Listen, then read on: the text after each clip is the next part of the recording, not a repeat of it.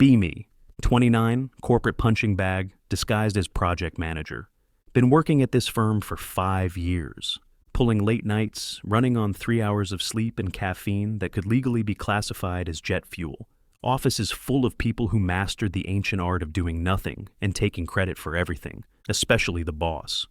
We're a family here, he says, right before dumping another 10-hour task on me. Colleagues, disappear the second client emails stop. Me, the guy who magically fixes everything so we look good. Clients love me, bring more clients, more work dumped on me. Zero promotion, zero thank yous, just good job, buddy. Only person who ever said thank you was Lily. Joined the company 2 years ago, fresh grad, wide-eyed. I was the one who helped her get through the onboarding nightmare, fixed her slides at midnight once so she wouldn't get chewed out. She never forgot. Monday morning meeting. Boss casually says, I need to stay flexible. Translation, work through the night, champ. Colleagues smirking, already planning how to disappear by 6 p.m. Lily shoots me a quick look across the room. One of those looks that says, I see what's happening and it's bullshit. Lunchtime. I'm sitting at my desk eating sad instant noodles, catching up on stuff everyone else ignored. Lily drops by with a coffee. You look like you're auditioning for a zombie movie, she says. I'd probably get the lead role, I mumble. She leans against my desk, arms crossed, smirk on her face. You know, normal people go outside, touch grass, sleep. Normal people don't keep this company alive, I shoot back. She rolls her eyes. Yeah, and normal companies don't let one guy do everything. She's the only one who can say that without making me want to throw my laptop. When she walks away, I catch myself smiling for the first time all day. Not because the work is easier, because someone actually sees me. Meanwhile, boss yells from his office about some new urgent client presentation. Of course it's due tomorrow. Of course it's my problem. 1 week later, after 4 14-hour shifts in a row, running on caffeine, spite, and pure corporate trauma, driving home at night in pouring rain, some genius decides to cut across 3 lanes without a signal. Next thing I know, tires screech. Wake up in hospital, head pounding, leg wrapped up like a Christmas present. Nurse says I got lucky. Car's wrecked, I'm not. First thought, oh God, I'm going to miss work. Second thought, wait, why is that my first thought? Phone lights up with work chat notifications. Not a single, are you okay? Just, hey, can you send the deck before EOD? We really need your input on this client thing. So, when are you coming back? Read those messages lying in a hospital bed with an IV in my arm. Feel something inside me, snap a little. Then, door opens. Lily. She looks out of breath, hair messy, holding a ridiculous bag full of snacks and a thermos. You idiot, she says, voice shaking a bit. You scared me. She's the only one who came. She sits next to my bed and starts rambling about how she told the others I was in the hospital. They shrugged. Someone even laughed. Said something about karma or some crap, she mutters, jaw tight. That actually hurts more than the leg. She changes the subject like a pro, hands me the thermos. Brought you real coffee. Hospital coffee tastes like printer ink. Can't help but laugh, even if it hurts. She talks, I listen.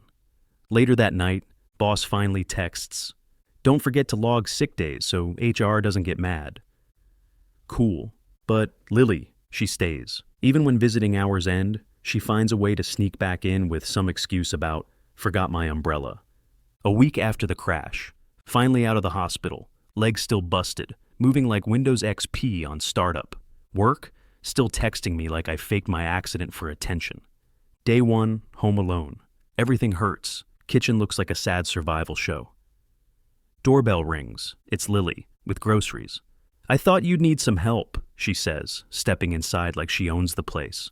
I'm fine, I lie. Yeah, she snorts, and I'm secretly Batman. In 15 minutes, she's taken over my kitchen. Pots everywhere. Something actually smells like real food. I just sit on the couch. She nags me about pain meds, about water, about posture. Later, parents show up, unannounced, classic move. Mom ready to panic. Dad ready to fix every appliance in the house.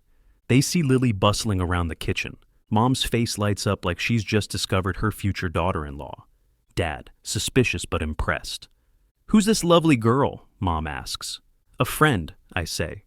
Lily smiles politely. Mom looks at me like, sure, friend. They end up all eating together, Lily telling stories about me at work that make my parents laugh way too hard. Mom keeps offering her food like it's a secret loyalty test. When parents leave, she stays to clean up. I tell her she doesn't have to. She says, I know, and keeps doing it anyway. The apartment feels different when she's here. As she leaves, she points at me with her spoon like a threat. Don't be a hero. Call me if you need anything. Me, joking, what if I need emotional support at 3 a.m.? Her, deadpan, then I'll bring soup. When the door closes behind her, I realize it's the first time in weeks I don't feel like everything's falling apart. 2 weeks later, crutches mastered, bruises fading, patience gone. HR finally decides to check in. Translation: when can we milk you again? Boss calls. Hey buddy, hope you're feeling better. We've been drowning here without you. Yeah, drowning in their own laziness probably.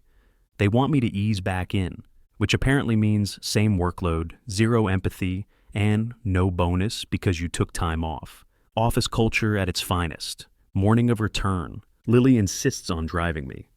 You're not hobbling into that office like some tragic Disney prince. She says this while handing me a breakfast sandwich. Honestly, she's way too good at this support thing. Walk into the office, everyone stares, not out of concern, but like I'm the guy who made them actually work for once. Some whispering. One dude chuckles. Someone mutters, guess he's not invincible after all. Noted. Boss greets me with his patented fake smile. Glad to have you back, champ. Calls me champ. They hand me a stack of new tasks the size of a small novel. We really need you to step up after your little break, boss says. Little break. My little break was a car crash and metal in my leg, Greg. I just snap. You know, I say calmly, I've spent years breaking my back for this place. I covered for people, brought in clients, kept this sinking ship afloat. And when something finally happened to me, not one of you gave a damn. Room goes quiet. Boss tries his damage control voice. Now, let's not get emotional. No, let's. I cut him off. Every word comes out steady. I gave you everything, and the second I needed help, I got laughs. So you can keep your fake teamwork speeches. I'm done. Grab my bag, toss my badge on the desk like it's a mic. This was never a family, just a free labor farm. Good luck. Walk out. Lily's waiting outside in her car, sees my face, doesn't even ask, just grins. About time. You think I'm crazy? I ask. Oh, absolutely, she laughs. But the good kind. Spend a week doing nothing. Then Lily barges in with a folder, like she's my personal CEO. Sitting on your ass won't build your empire, she says. Excuse me, I'm mourning my lost PTO, I reply. She rolls her eyes so hard I hear it. Turns out, some old clients reached out. Apparently word got around how Greg and his circus treated me. They want to work with me, not them. Plot twist I didn't see coming. One night, Lily drags me to a coffee shop with her laptop. Starts building a logo, website template, business plan. Why are you doing all this? I ask. She looks at me like I asked why air exists.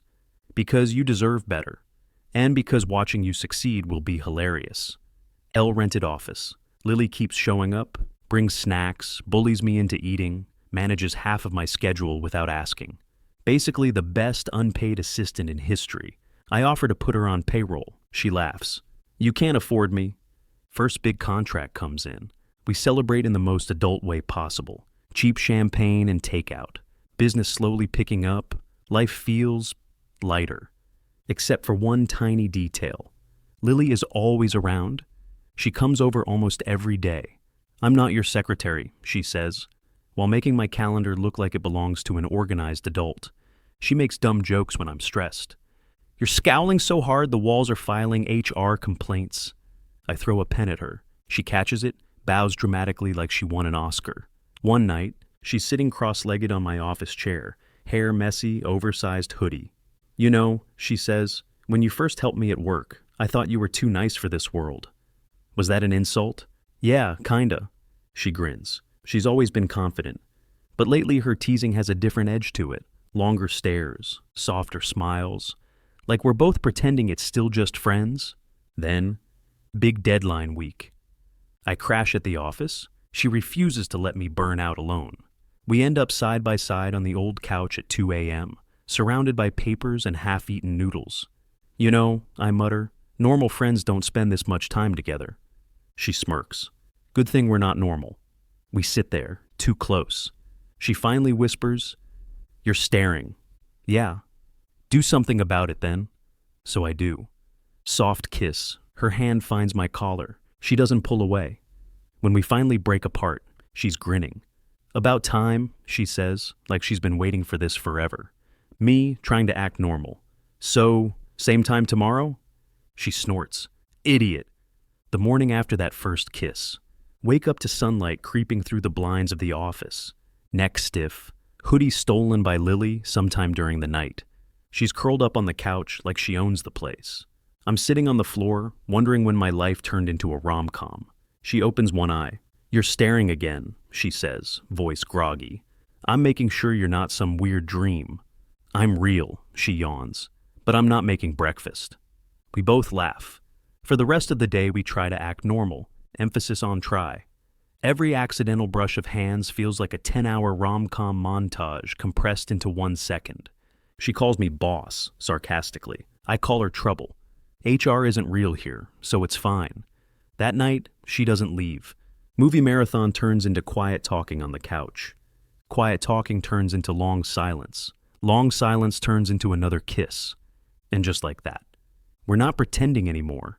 When I finally crash into bed, hours later, there's this stupid grin on my face, and for the first time in a long time. The future doesn't scare me. A few weeks after Not Just Friends moment. Business is thriving. Lily's still technically not on payroll, but somehow runs 60% of operations. We kiss more than we argue over spreadsheets, and that's saying something. Parents invite us to dinner. They've heard things. Lily shows up looking unfairly gorgeous, wearing that smug, "I know I make your mom love me" face. Mom immediately, "Finally." Me, "Finally what?" Dad, "We've been betting on this for months." Dinner goes surprisingly smooth until Mom casually drops. "So when's the wedding?" Lily almost spits her drink. I nearly choke on mashed potatoes. Mom, innocent smile. Back at the office, friends stop by, see us cuddled on the couch while answering emails. "Oh wow," one of them says. "Look at Mr. Emotional Attachment over here." "Shut up," Lily. "Yeah, he's still bad at flirting, but at least now it's aimed in the right direction." Everyone laughs, me included. Business grows. We upgrade from one sad desk to a proper office. Lily moves some of her stuff in. "Not officially living here," she says, as she brings her 7th hoodie. "Yeah, okay, sure." One night, we're walking home after a long day, city lights buzzing. She's holding my arm, humming softly. She glances up at me and says, half joking, "Kinda crazy how pretending turned into this." I grin. "Yeah, best fake relationship I've ever had." She elbows me. "You've had one, idiot." She stops under a street lamp, pulls me closer by my hoodie. "Just so we're clear," she whispers, "I'm not going anywhere." "Good," I whisper back, "because neither am I." We kiss, and that's how I accidentally ended up building a company and a future with the girl who believed in me before I did. 2 years later, business boomed faster than expected. Clients I once begged to notice me now fight for a spot on our schedule. We have an actual office now, not a broom closet with a coffee machine, like before. Lily, she's not helping out anymore. She's my partner in the business and in everything else. Parents adore her. Clients respect her more than they respect me. Fair. My friends say, I glowed up. Truth is, I just found someone who believed in me before I did. Anniversary night. Dinner, terrible dancing, and too much champagne. She raises her glass. To bad bosses, worse coffee, and the best mistake you ever made. "Quitting?" I ask. "Letting me in?" She smirks. I laugh so hard I choke on my drink. She pats my back like the loving menace she is. And somewhere between all that chaos, I realize we made it. No fairy tale ending. Just a good life, and that's even better.